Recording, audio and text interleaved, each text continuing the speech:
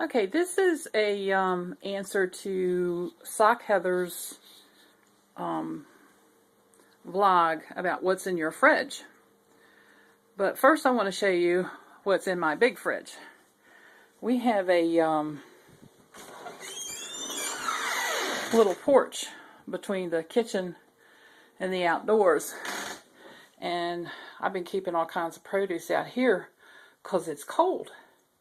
So in my big fridge, there's some beets in the bag down there on the floor. Got apples and tangerines and papaya, and there's some celery and carrots, a pineapple, a couple avocados, some mangoes and pears, and there's oranges down on the floor. So I can keep a lot of food out here. And I just show you out my back door. It was snowing early, but we don't have any snow now. It's raining. So we'll go back in and I will show you what's in my fridge.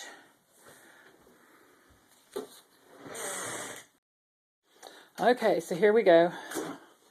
I'll open the fridge and see what's in it. Actually, I'm very proud of what I've got in my fridge. I've changed my eating habits so much that I had to stop one blood pressure medicine, and I may have to stop another one. My blood pressure is going so low. I'm down from taking 100 units of Lantus along with 65 units of fast-acting insulin down to taking 40 units of Lantus every day. So this fruits and vegetables, high raw fruits and vegetables has done a whole lot of good for me. And so what's in my fridge? Leftover orange skins from juicing. My husband goes, "Oh, don't throw those away, I'll eat them."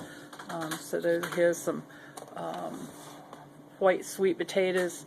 They're actually very good for people with diabetes. It has a very low glycemic index, so it doesn't get into your blood stream as quickly.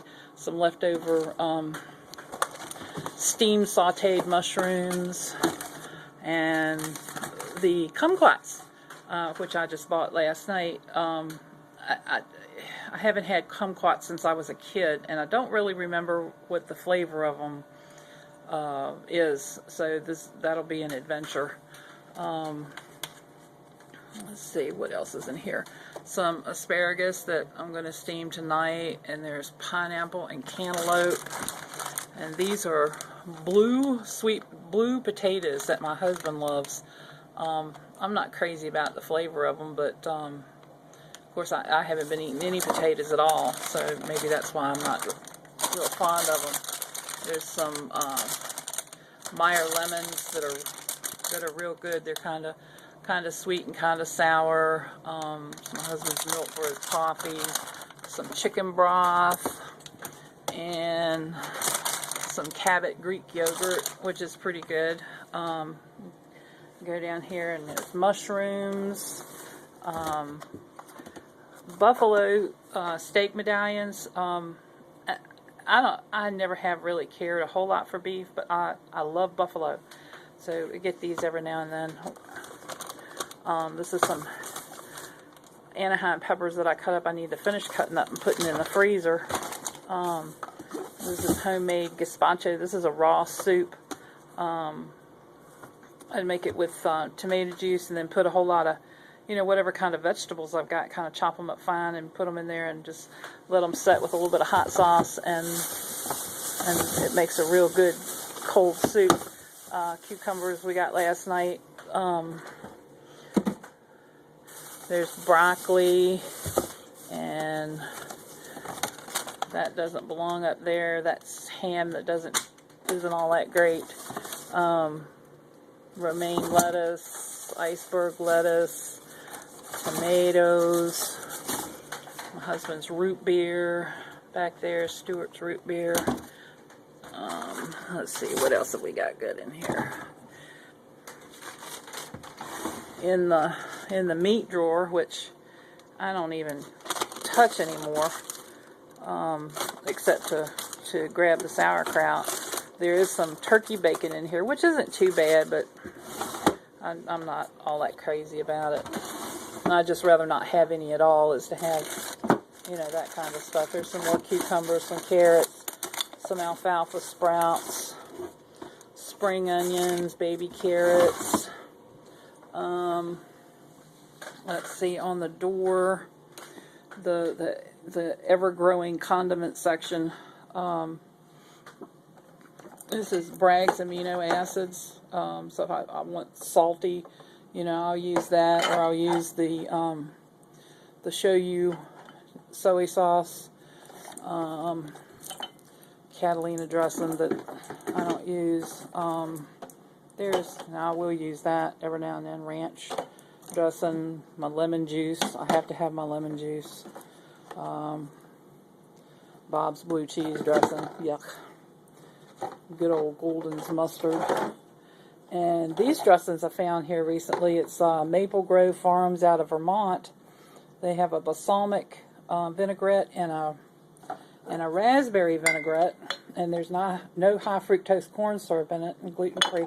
Those are really good. I've enjoyed putting them on salads. Oyster sauce for my sushi rolls, sesame oil, which I don't use very often. And all this stuff is kind of just left over from the holidays. This is my mother's fruit cake. I tell you, it's almost all fruit and just a tiny bit of batter holding it together, and it is so good. And every now and then, yes, I will pull off a piece and I will eat it. But that's been there since Christmas, so.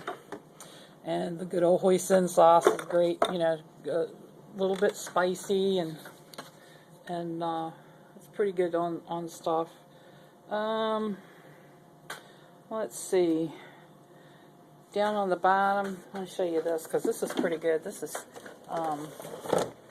cherry juice, orchard tart cherry juice. And if you do the green, you know, the green juice, you know, juice and collards and kale and stuff like that, if you mix a little bit of that in there, it kills that taste. Here's something I wanted to show you. My guacamole, handmade guacamole. My juice for making my kimchi, I save it. Let's see, almond butter, hummus.